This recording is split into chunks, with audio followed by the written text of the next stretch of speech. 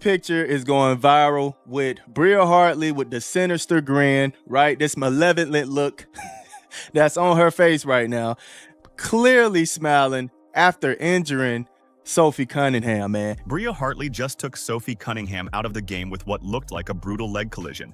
Sophie Cunningham was recently removed from the game by Bria Hartley after what appeared to be a severe leg collision. Fans are wondering what exactly caused Bria Hartley and Sophie Cunningham to collide, based on her behavior on the court. Was it anything far more sinister, or was it just a careless play? When cameras captured Hartley grinning while Cunningham hobbled away in obvious pain, the fury reached a boiling point. Cunningham, let's be clear here. Sophie Cunningham was targeted. Let's be very, very clear here. But Sophie Cunningham was flat out targeted by a dirty. What started off as a standard basketball motion turned into one of the season's most contentious moments. Was this an unintentional incident, or did Hartley go too far? Oh, Cunningham is down. My goodness.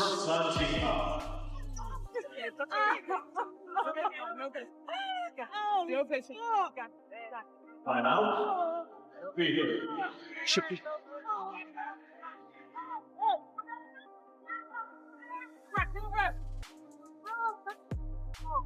Scary moment as we went to commercial. Sophie Cunningham hit the floor hard, and she is being helped off the floor, heading back to the locker room. Space.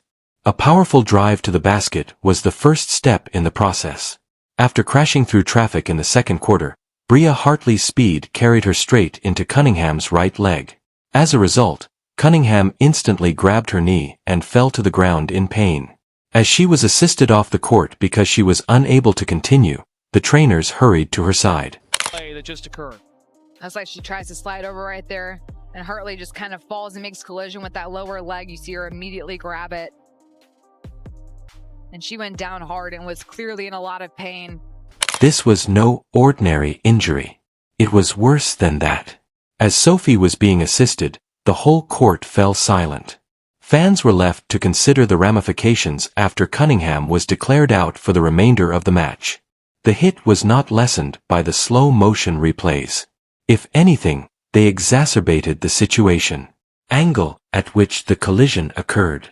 Cunningham's gripping of her knee and the agonized expression on her face demonstrated the intensity. Indiana Fever fans wake up pissed off today. Pissed off. Not only are we getting assaulted, but they're smiling about it.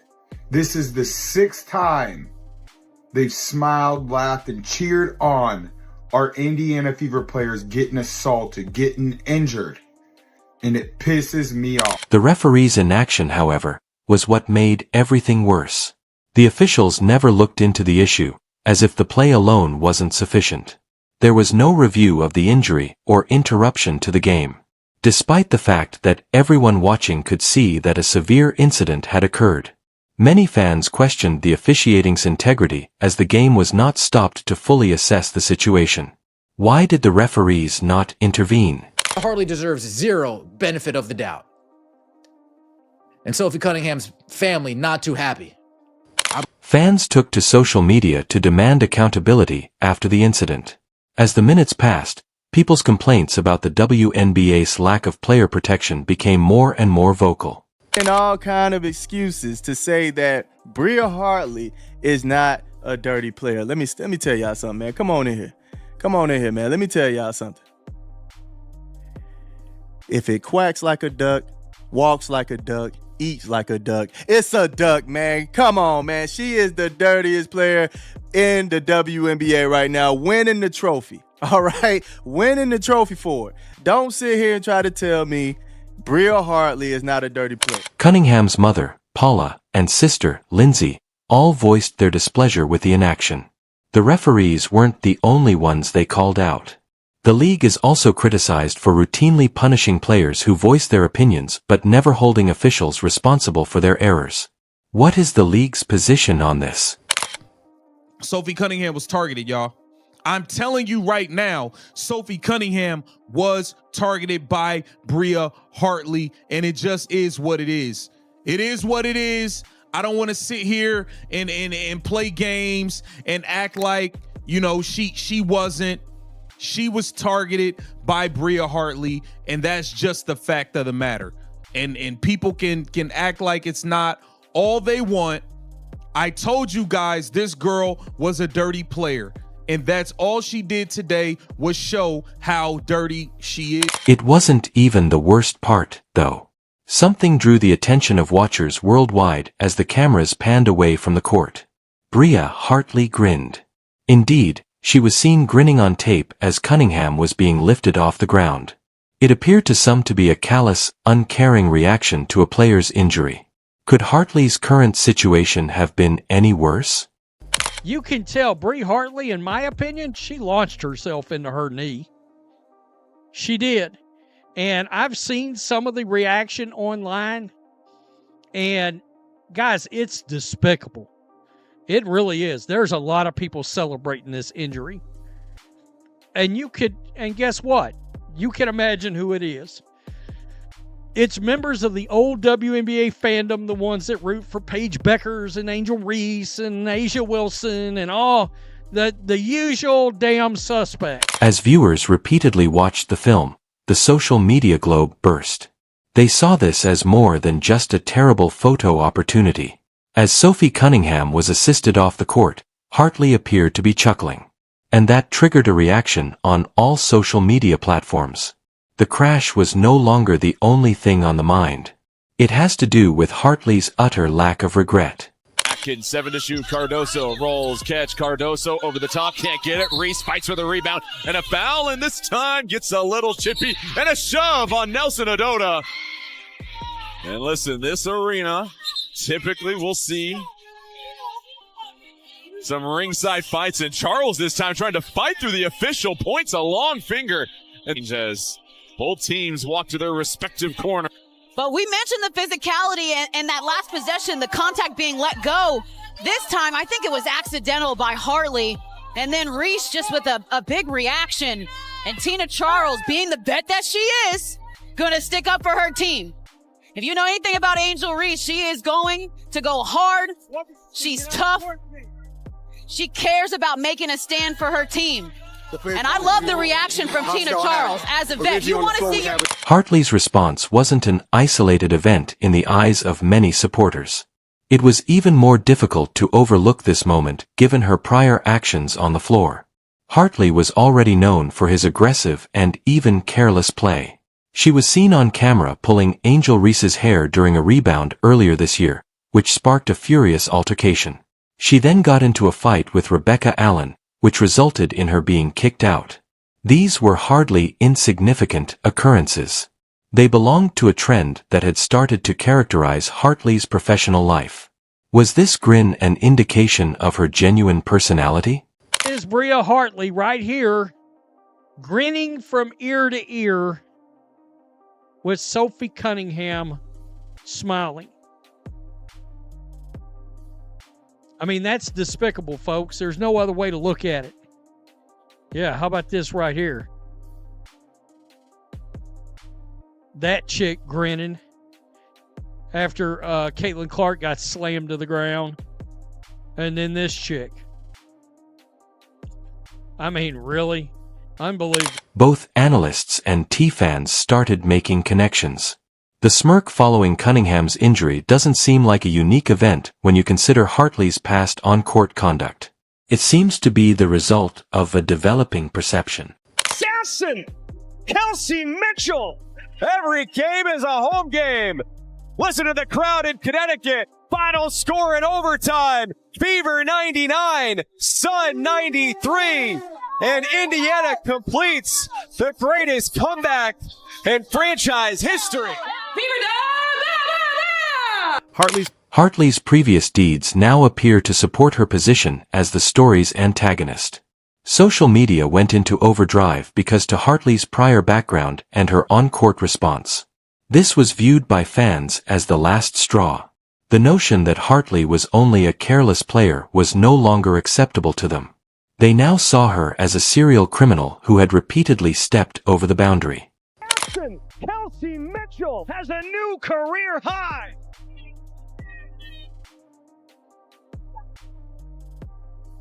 Backdoor Mitchell bouncing in the paint for two.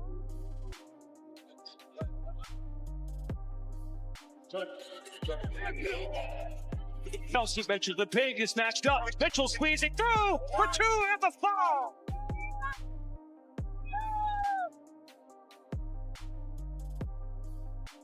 Fouls on the other end. It's Mitchell launching it. Not even Cunningham's relatives was able to contain itself.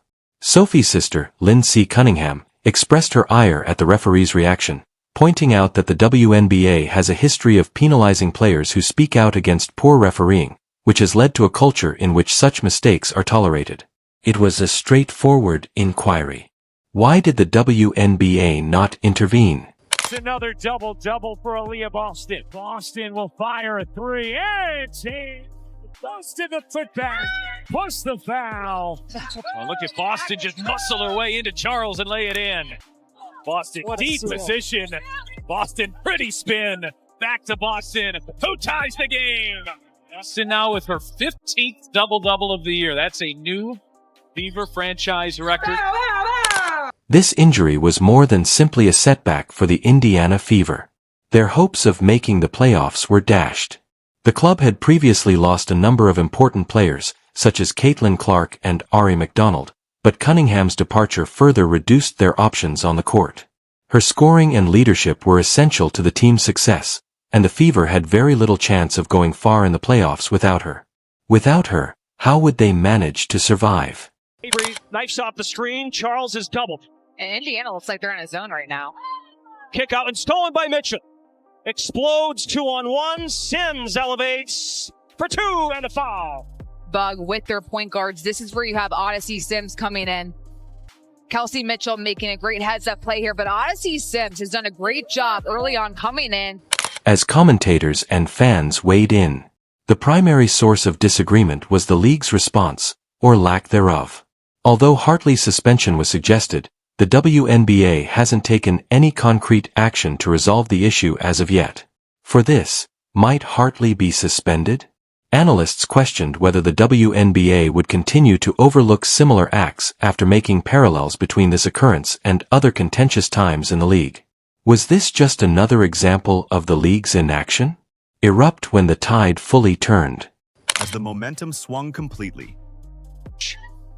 Shot clock down to 6 for the Fever. Turner, up fade. Turner kicks it. Hole three-pointer. Bottom! In retrospect, a lot of supporters and commentators started to wonder if this injury could have been prevented. Did Hartley's aggression cause an injury that could have been prevented, or was her collision with Cunningham an accident? I'm so proud of you. I'm proud of you too. I'm so proud of you guys. The scenario was made much more aggravating by the referee's failure to review the play or step in. Could this collision have been avoided if player safety had been given more priority? For many, the pivotal point in this whole dispute was the heartfelt smirk that was shown following the crash. What did that signify, though? Was it just a response to the game's adrenaline? Or did it point to a more serious problem with Hartley's personality? We will never be counted out. Because that is worth. Both fans and experts started dissecting the psychology underlying Hartley's expression. Some thought it was a moment of unwarranted annoyance. Others interpreted it as a reflection of someone who felt above reproach and impervious to the repercussions of her behavior. It became evident to fans that Hartley had gone too far. Foremost, they're good human beings. You know, they're selfless. They're tough. They don't care who gets the credit. They don't care whose day it is. They got something inside of them that you just can't teach. And, you know, they bring it out of each other. And it allows us to go through these incredibly tough times that we're going through, and always gives us a chance. The WNBA's responsibility to ensure player safety is called into serious doubt by the Hartley and Cunningham incident. To what extent is the league accountable for stopping this kind of conduct? The WNBA has faced criticism for years for not holding players responsible for violent behavior.